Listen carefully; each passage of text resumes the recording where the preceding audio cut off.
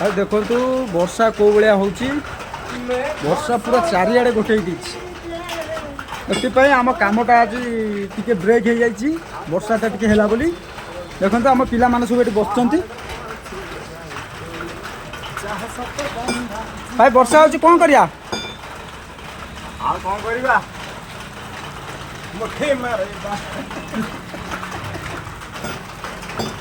ଭାଇ ମୋର ତ କହିଲେଣି ବର୍ଷା ପାଖକୁ ତ ମୁଢ଼ି ମିଶୋଥିଲେ ହେଇଥିଲେ ଭଲ ହୁଅନ୍ତା ବୋଲି।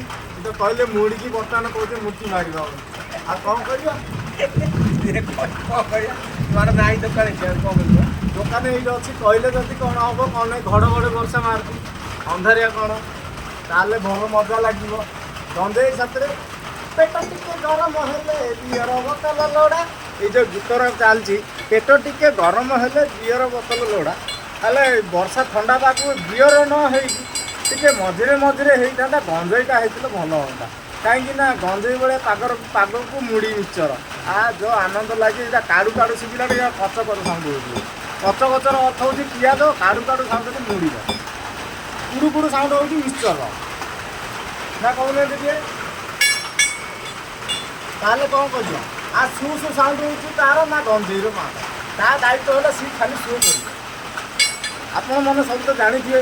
ଆଉ ସର ସର ସାଉଣ୍ଡ ହେଉଛି କ'ଣ ମେଘର ବା ପାଣି, ଘଡ଼ ଘଡ଼ ସାଉଣ୍ଡ ହେଉଛି ଘଡ଼ିର। ଏଇଭଳିଆ ସାଉଣ୍ଡ। ଆଉ ଟଣ ଟଣ ସାଉଣ୍ଡ ତ ଲୁହାର। ଆପଣ ଶସ ସାଉଣ୍ଡ ହେଉଛି ଚପଲର ସମସ୍ତର ସାଉଣ୍ଡ ଜାଣିଥିବେ। ଆଉ ଯେତେବେଳେ ଫସ୍କ ସାଉଣ୍ଡ ହୁଏ ସେଇଟା କପଡ଼ା ପ୍ୟାଣ୍ଟ ସାର୍ଟ ପିନ୍ଧିଲା ସାର୍